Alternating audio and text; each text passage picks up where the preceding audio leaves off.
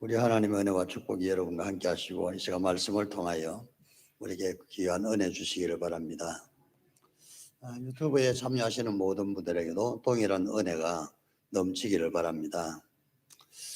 오늘은 성부 영신 예배를 드리면서 제가 설교를 짧게 두 가지를 준비했습니다. 송년 설교와 신년 메시지 두 가지를 준비했는데 먼저 송년 메시지를 여러분들에게 전하려고 합니다.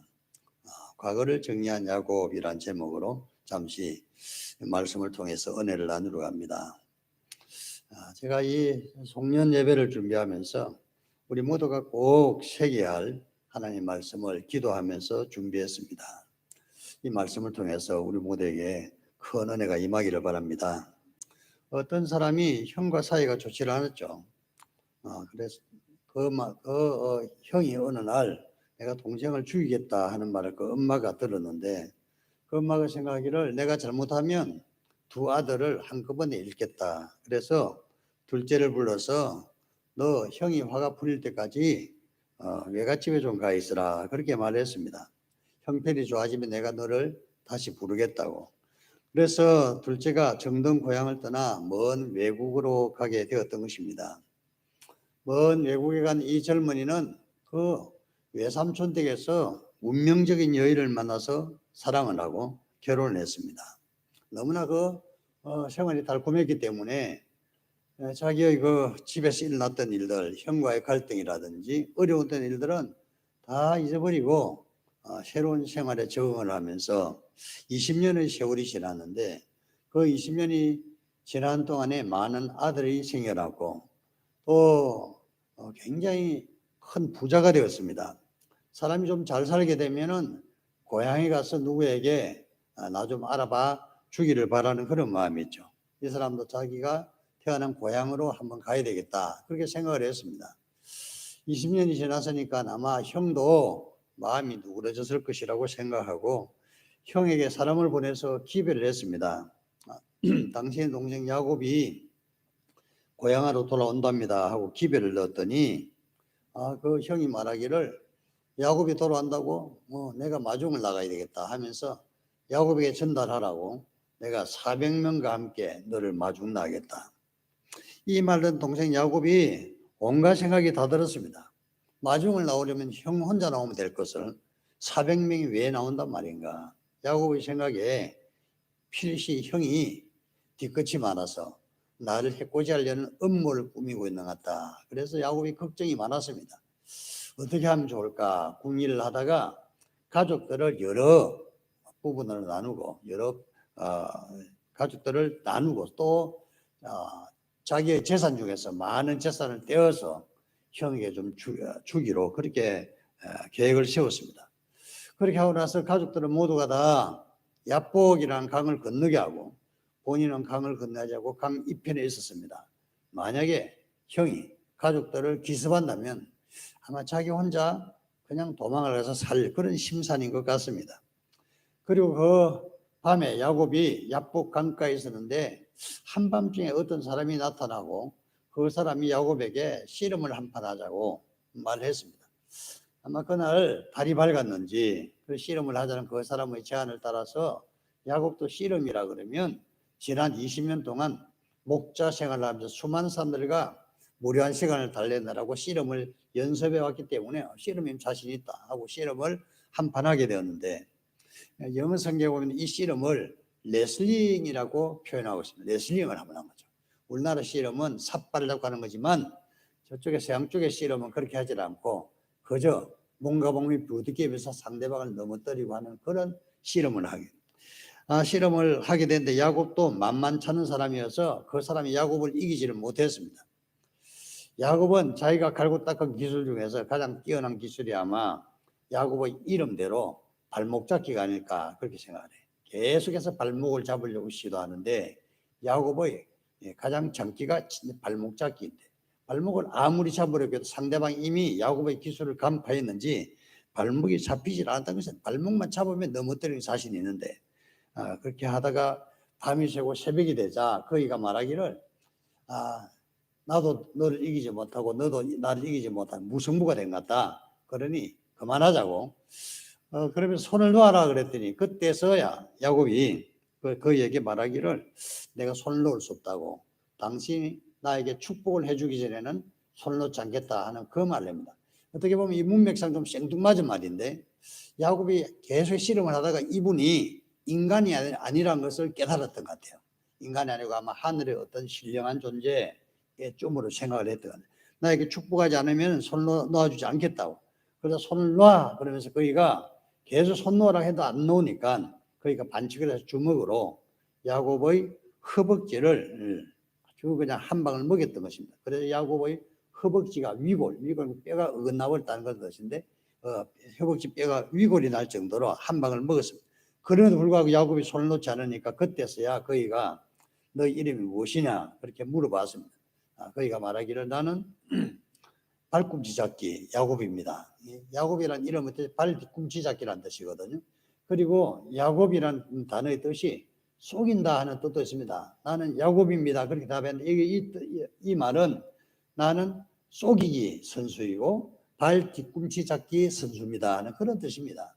그랬더니 거기가 말하기를 앞으로 너 이름을 야곱이라고 하지 말고 이스라엘이라고 해라. 그렇게 야곱의 이름을 좀 개명을 해주는 것입니다.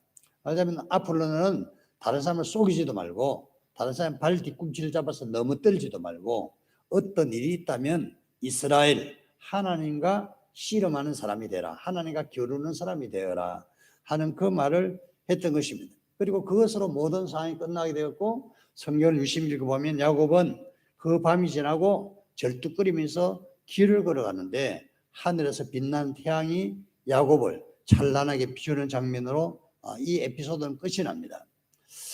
이 말씀을 통해서 우리에게 큰 위로가 되는 내용도 있고 은혜가 되는 내용도 있습니다. 야곱이 절뚝거리면서 드디어 야복강을 건너고 형을 만나러 가게 됐는데 20년 만에 형을 보았더니 너무나 반가워서 두 형제가 얼싸안았습니다. 아마 에서가 건져온 400명은 에서가 손짓 하나만 하면 야곱의 모든 사람을 공격할 준비를 하고 있었거든요. 그런데 야곱은 형을 보고서 얼싸안고 펑펑 울었더니 형 에서도 같이 엉엉 울고 말았습니다. 사람이 감정이 끼어도 한번 서로 얼싸안고 울게 되면 다 끝나는 것입니다. 그러면서 야곱이 하는 말은 내가 내 형님의 얼굴을 보니 하나님의 얼굴을 본 듯합니다 하는 그 말을 하고 있습니다. 그 마음속에 하나님의 은혜를 체험하고 새로운 믿음을 가지니까 원수 같은 그 형의 모습에서 하나님의 얼굴을 본다는 야곱의 그 고백이 아주 놀라운 고백 같습니다. 오늘 이 말씀을 통해서 우리가 몇 가지 생각을 해보는데 맨 먼저 생각해 볼 수 있는 것은 누구나 과거를 돌아보면 실수하고 후회되는 일이 많이 있다는 것입니다. 야곱처럼 누구나 과거에 실수하고 후회하는 일이 그리 많이 있다는 것입니다. 어느 날 야곱의 형인 에스가 사냥을 갔다 와서 배가 고팠습니다. 마침 동생 야곱이 죽을 끓이고 있었는데 히브리서 보면 그 죽이 팥죽이라고 되어 있습니다. 팥죽을 끓이고 있었는데 그 팥죽을 좀 달라 그렇게 말해야 돼. 그 동생인 야곱이 형의 장자권을 나에게 달라. 그러면 죽을 주겠다. 형 에서가 말하기를 내가 지금 배가 고파 죽게 생겼는데 장자권이 무슨 소용인가 하면서 너가 장자해라. 난 장자 안 한다. 팥죽이나 달라. 이렇게 말했습니다. 그래서 야곱이 합법적으로 장자 권한을 사게 됐습니다. 그리고 얼마 후에 아버지가 장자에게 주는 축복을 하려고 그 형 에서에게 장자의 축복의 모든 조건을 이야기하면서 말하는 것을 어머니가 듣고 꾀를 써서 야곱이 장자의 축복을 받게 합니다. 나중에 여기서 알게 된 형 에서가 야곱을 죽이려고 길길 날뛰게 되는 것이죠. 사실 따지고 보면은 에서가 크게 잘못한 것이죠. 에서가 아마 좀 치사한 것 같습니다. 동생의 장자권을 팔았으면 장자의 축복을 아버지가 장자의 축복을 하려고 하면 아버지 장자권은 야곱에게 있습니다. 내가 장자가 아니고 나는 장자권은 야곱에게 넘겼습니다. 그렇게 말을 했어야죠. 그러니 야곱에게 축복해달라고 말하는 것이 떳떳한 남자인데 에서는 생기기는 남성답게 생겼지만 사는 것은 아주 그렇게 쫀쫀하게 사는 그런 모습 같습니다. 에서는 장자의 축복을 받은 야곱을 미워하면서 오히려 야곱을 죽이려고 하는 걸 보면 에서가 크게 잘못한 것인데 야곱은 이 에서의 성격을 알았으면은 원래가 이렇게 하지는 말았어야 되는 것이죠. 장자권을 그렇게 훔칠 필요도 없고, 또 나중에 장자의 축복을 하려고 할 때 S로 변장하고 가서 축복을 받을 필요도 없는 것입니다. 생각해 보면은 장자권을 샀으면 당당히 아버지, 내가요 형 S에게 장자권을 샀어요. 그래 나에게 축복해 주시면 맞아요. 이렇게 말하면 될 것을 아주 그냥 간사하게 속이고 아버지의 눈을 속이고 축복을 받아내는데 이런 것들이 다 잘못된 것입니다. 이 일로 인해서 S가 크게 분노하고 야곱을 죽이려고 했던 것입니다. 과거에 S가 너에게 장자권을 팔겠다 하는 그 생각도 언제 그런 약속을 했는지 다 잊어버리는 그런 S의 모습을 볼 수 있습니다. 20년의 세월이 지나고 난 이후에 S는 지금도 여전히 야곱을 죽이겠다는 그런 생각을 가지고 있는 걸 보면은 사람의 생각을 바꾸는 것이 굉장히 어렵다는 것을 알 수가 있고, 원래는 야곱이 에서의 발목을 잡았지만 이제는 유심히 보면은 에서가 야곱의 발목을 잡고 있는 것을 볼 수 있습니다. 뿐만 아니라 에서는 야곱의 발목뿐만 아니라 야곱의 모든 가족들, 야곱의 아내와 자식들의 생명도 위험에 처해 있는 것입니다. 야곱은 이 위기 앞에서 인간적인 좀 교활한 술수를 써서 가족들을 분산시키는데 자기 아내들 중에서 조금 천한 노예 출신의 그 아내에게서 난 아이들을 맨 먼저 전진 배치시키고 그 다음에 본처 소생들을 후진으로 배치시키고 맨 나중에 후미에 야곱 자기를 배치하는 것을 보면은 야곱이 여전히 간사하기도 하고 교활한 것처럼 보이는 것입니다. 사람이 어려움을 당할 때에 그 처신하는 것을 보면 그 인간의 본성을 알 수가 있는데, 나중에 천사가 야곱에게 그대 이름이 무엇이냐 하고 야곱이 내 이름이 야곱입니다 그렇게 말했을 때 천사가 물었던 것은 단순히 야곱의 이름이 아니라 야곱의 인간성, 야곱의 본성, 너희 본성이 도대체 어떤 것이냐 하고 질문했던 것으로 보이는 것입니다. 너 교활하고 간사한 인간, 너 남을 속이기를 좋아하는 너 야곱, 그리고 남의 발 뒤꿈치를 쏴서 넘어뜨리기를 좋아하는 너 야곱, 그것을 하나님께서 지적하시느라고 너 이름이 무엇이냐 하고 물어봤던 것이고, 야곱은 내 이름이 야곱입니다. 남을 속이기 잘하는 야곱입니다. 남의 발꿈치를 잡는 야곱입니다. 그렇게 자신을 고백을 하는데, 자신의 정체를 제대로 알게 되면 자신의 성품을 고칠 수도 있습니다. 내 자신이 뭔가 잘못됐다는 것을 알지 않으면, 인정하지 않으면 고칠 수가 없는 것입니다. 야곱은 자기 자신이 남을 속이는 자요 다른 사람 발꿈치를 잡는 자라는 것을 고백을 합니다. 하나님과 고백을 하는 거죠. 나는 남을 속이는 자입니다. 나는 다른 사람 발꿈치를 잡아서 넘어뜨리는 자입니다. 고백할 때 하나님께서는 너희 이름을 앞으로는 야곱이라고 할 것이 아니라 이스라엘이라고 해라, 그렇게 말씀하고 있는 것입니다. 오늘 말씀 두 번째로 생각해 보려는 것은 과거를 정리하려면 내 자신의 마음을 바꾸어야 한다는 것입니다. 한밤중에 나타나서 야곱과 씨름했던 그분은 사실은 알고 보니까 사람의 모습으로 나타나신 하나님이었던 거죠. 야곱은 나중에 이분을 만나 뵙고 나서 내가 하나님을 만나 뵈었구나 하고서 그곳 지명을 버니엘, 하나님의 얼굴이라는 지명을 짓는 것을 볼 수 있습니다. 그리고 그 존재에게 나에게 축복해 주지 않으면 내가 손을 놓지 않겠습니다 하고 간절하게 매달린 것을 보면 야곱이 어느 순간 자기와 씨름하는 상대가 사람이 아니라 천사거나 아니면 하나님이라는 것을 알았다는 것입니다. 야곱은 사실 야곱을 가장 힘들게 하는 존재는 외부에 있는 것이 아니라 자기 자신 속에 있는, 야곱 자신의 마음속에 있는 자신을 속이는 또는 다른 사람을 다리거는 그 야곱의 본성이 아니겠는가. 이것이 어느 순간 다른 사람을 속이기도 하고 다른 사람의 발을 걸어서 넘어뜨리기도 했지만 따지고 보면 이것이 괴물처럼 야곱을 죽이려 가고 있는 것이고 천사는 그것을 말하고 있는 것입니다. 정말 중요한 것은 야곱이 이겨야 할 상대는 에서가 아니라 자기 자신이라는 겁니다. 에베소 6장 12절을 보면 우리의 씨름은 혈과 육에 대한 것이 아니요 이 어둠의 세상 주관자들과 하늘에 있는 악한 영들에게 대함이라, 이렇게 말씀했습니다. 야곱의 씨름은 영적인 싸움인데 자기 자신과의 싸움이라, 자기 안에 있는 악한 영과의 싸움이라고 볼 수 있겠습니다. 그 싸움은 치열해서 야곱은 그 싸움으로 해서 부상을 입었죠. 내가 다치지 않고 이길 수 있다 그러면 좋은 것입니다. 그런데 어떤 싸움이든지 어느 정도 내가 부상을 입어야 될 때가 있는 것이, 야곱은 그 영적인 싸움을 승리하기 위해서 끝까지 하나님을 붙들었더니 하나님의 진노를 사서 하나님의 일격을 맞은 것이죠. 그래서 환도뼈가 위골되었다고 성경은 설명하고 있는 것입니다.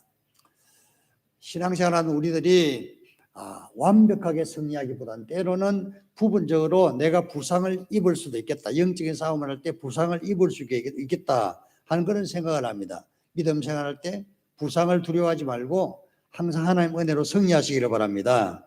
어떤 사람이 산에서 호랑이를 만났다고 합니다. 호랑이를 죽이지 못하면 내가 죽는 것이죠. 그가 가지는 것은 조그만 주머니 칼이 하나 있었는데 그 주머니 칼로서는 호랑이를 상대하기는 어려웠던 것입니다. 어떻게 하면 좋을까? 순간적으로 이 사람의 기지가 떠올랐는데 호랑이 공격을 하자 호랑이에게 자기의 팔을 하나 내줬다고 합니다. 팔을 내줬더니 호랑이가 팔을 덥석 물었죠. 팔을 물고는 호랑이를 향해서 이 사람은 칼을 빼어서 목을 찔렀다고 합니다. 목이 찔린 호랑이는 고함을 지르면서 뒤로 나자빠지고 팔을 물었던 입도 그냥 놓을 수밖에 없었던 것이죠. 내가 만약에 완벽하게 호랑이 이기려고 그러면은 부상 입지 않고 이기려고 그러면 호랑이에 잡아먹히게 되는 것입니다. 그러나 팔을 안 내줬더니 오히려 호랑이 이길 수 있는, 우리의 영적인 싸움에서 때로는 어떤 것을 희생해야 될 때가 있다는, 시간을 희생해야 될 때도 있고 물질을 희생해야 될 때도 있고 내 자신의 자존심을 상해서 승리할 때도 있는 것입니다. 그래서 서양 속담에는 No cross, no crown이라는 그런 말이 있습니다. 십자가 없이는 왕관도 없다는 그런 말씀이죠. 우리가 신앙생활을 하면서 영적인 싸움을 할 때에 때로는 부상을 입을 수도 있고 손해를 볼 수도 있습니다. 그러나 궁극적으로는 우리가 하나님의 은혜와 능력으로 승리를 해야 되는 것입니다. 그분이 내 이름이 무엇이냐 할 때 나는 야곱입니다. 나는 발꿈치 잡기 선수입니다. 나는 속이는 야곱입니다. 그런 말하는 이 야곱은 자기 자신의 인간 본성을 하나님 앞에 드러낸 것입니다. 하나님 앞에 기도한다는 것은 무엇일까요? 내 자신의 속사람, 내 자신의 본성, 내 자신의 모든 것을 하나님 앞에 공개하는 것입니다. 나는 속이는 사람입니다. 나는 남을 욕하는 사람입니다. 나는 남을 험담하고 다녔습니다. 이렇게 자기 자신이 잘못된 부분들을 다 하나님 앞에 고백하고 인정할 때 하나님께서는 우리를 변화시킬 수가 있는 것입니다. 이 은혜가 우리 모두에게 충만하시기를 바랍니다. 세 번째로 생각해 볼 수는 과거를 정리하려면 하나님을 믿어야 한다는 것입니다. 야곱은 하나님의 말씀을 듣고 하나님을 믿고 모든 것을 내려놓기로 했습니다. 에서가 설사 나를 죽인다고 할지라도 나는 에서 앞에 조용하게 에서 앞에 서겠다는 그런 생각을 했던 것입니다.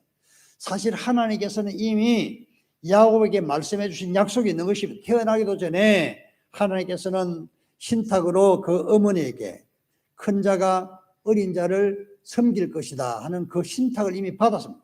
야곱도 어머니로부터 그 말을 들었을 겁니다. 그렇기 때문에 성경 창세기에 쓰여질 때 이 내용이 있는 것이죠.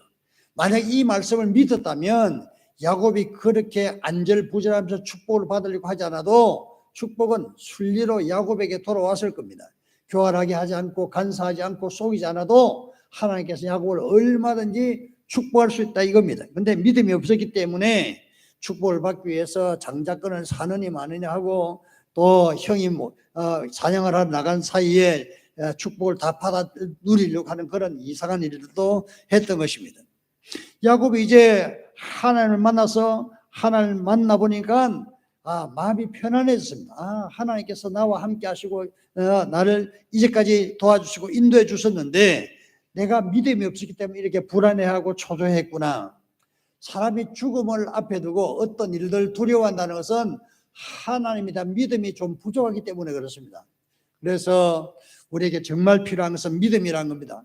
여러분 믿음의 사람이 되시기를 바랍니다. 믿음을 가지게 되면 우리를 두렵게 하는 모든 두려움이 사라지는 것입니다.